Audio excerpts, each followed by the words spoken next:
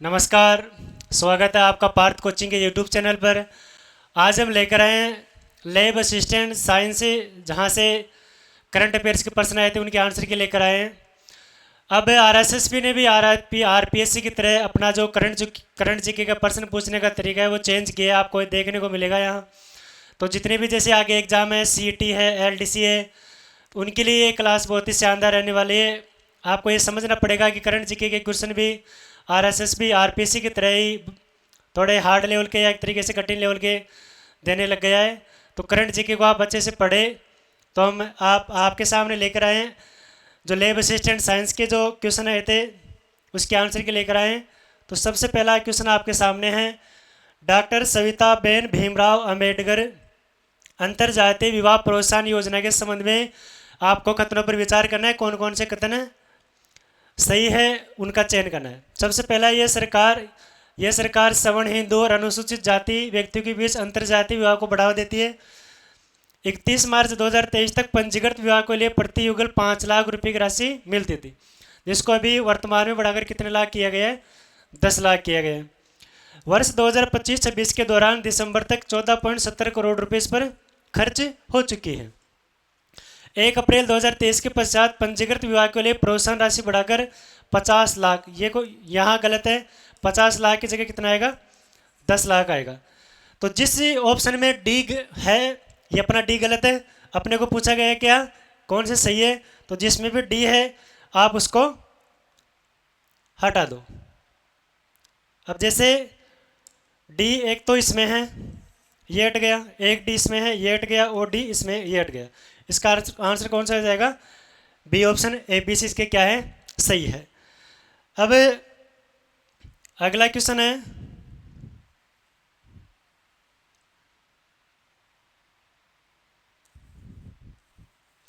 अगला क्वेश्चन पढ़िए आप जब तक मैं उसको बोर्ड को साफ करता हूं।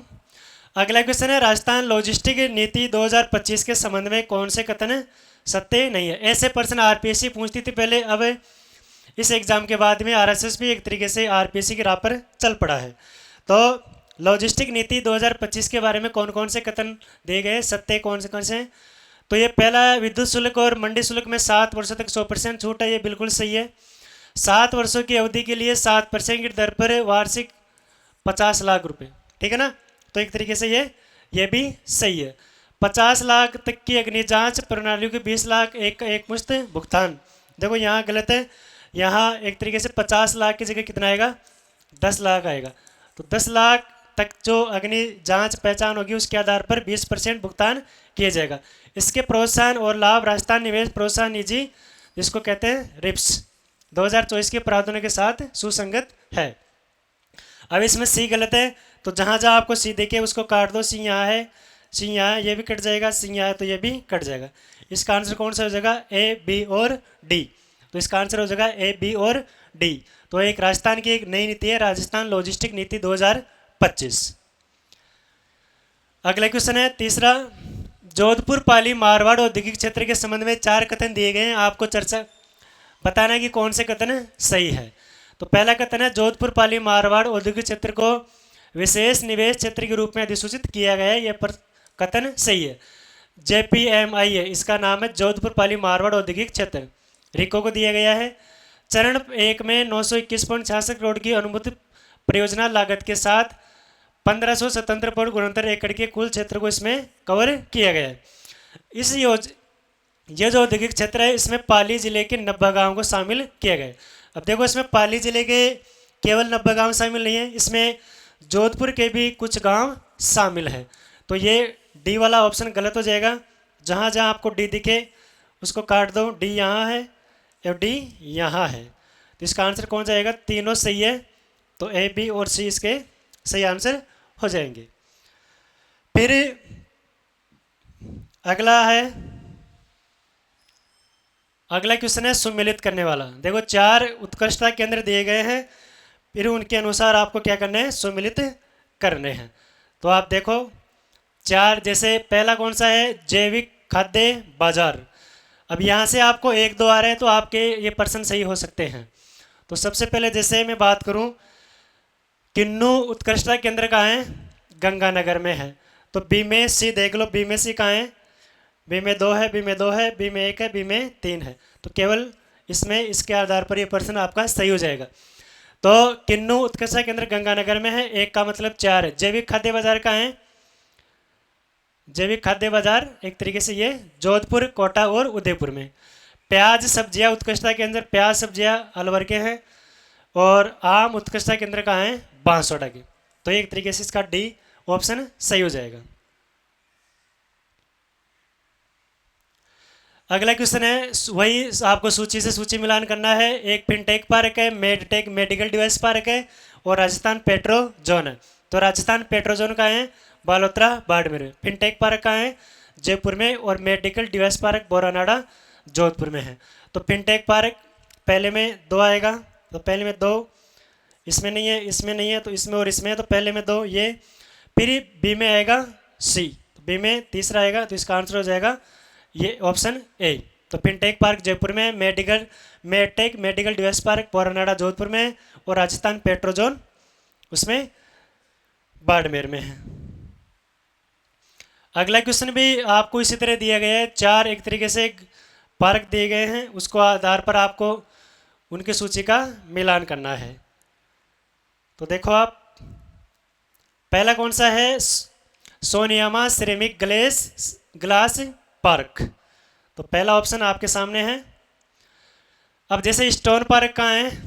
कोटा में है। तो सी में 4 देख लो, तो सी में 4 केवल एक में ही दिया गया है, इसका आंसर हो जाएगा बी। अब 1 में 2 कौन सा है? ये कहाँ होगा? चित्तौड़ में होगा। हैंडीक्राफ्ट फर्नीचर पार्क कहाँ होगा? जोधपुर में होगा। स्टोन पार्क कोटा में होगा। और गजनेर ये कहाँ है? बीकानेर में। तो इसका आंसर हो जाएगा बी ऑप्शन। ठीक है। अगला क्वेश्चन है, राजस्थान के बजट 2026-27 के संदर्भ में बढ़ते क्रम का मतलब कौन सा है? आरोही क्रम।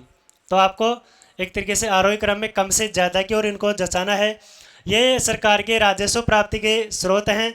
जैसे माल सेवा, आपको नाम सुना होगा SGST, ठीक है ना, राज्य उत्पाद शुल्क, ये इसमें दिए गए।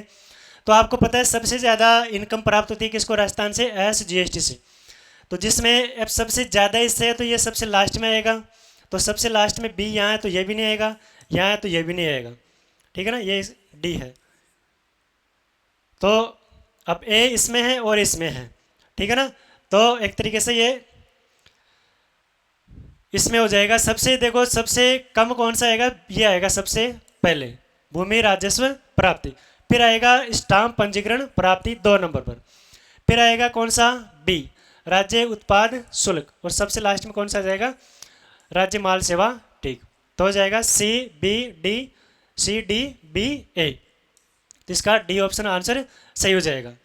तो ये अच्छा खासा प्रश्न है। अगला क्वेश्चन है, उसी तरह 4 खिलाड़ी दे दिए और आपको सूची से मिलान करना है।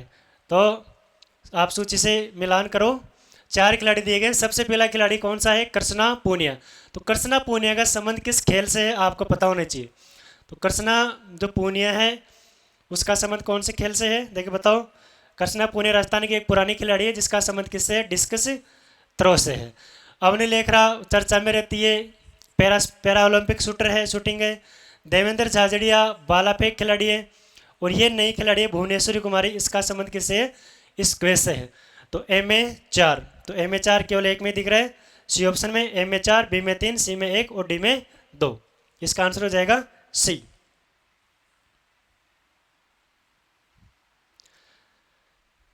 अगला क्वेश्चन है, राजस्थान की एक योजना है कालीबाई। कौन सी योजना है? कालीबाई भील उड़ान योजना। इसका नाम आपने नाम सुना होगा IM शक्ति उड़ान योजना। कौन सी? गहलोत सरकार के समय इंदिरा गांधी के नाम से संचालित होती थी IM शक्ति उड़ान योजना। इसका वर्तमान सरकार ने नाम चेंज कर दिया है कालीबाई भील उड़ान योजना। इसमें जो दिए गए 10 से 45 वर्ष की जो लड़कियां और महिलाएं हैं उनको निःशुल्क सैनिटरी नैपकिन वितरित किए जाएंगे। मासिक धर्म स्वास्थ्य गरिमा सुरक्षा को बढ़ावा दिया जाएगा, ये भी सही है। राजस्थान चिकित्सा सेवा निगम राजीविका है ना, ये करेंगे सैनिटरी नैपकिन। बाकी ये निःशुल्क से जो नैपकिन है आंगनवाड़ी केंद्रों में, विद्यालयों सहित विभिन्न संस्थाओं को प्रदान किए जाएंगे। तो इसमें सही ऑप्शन, सभी ऑप्शन सही है, तो इसका आंसर हो जाएगा सी ऑप्शन। ABCD इसके सही सभी सही है।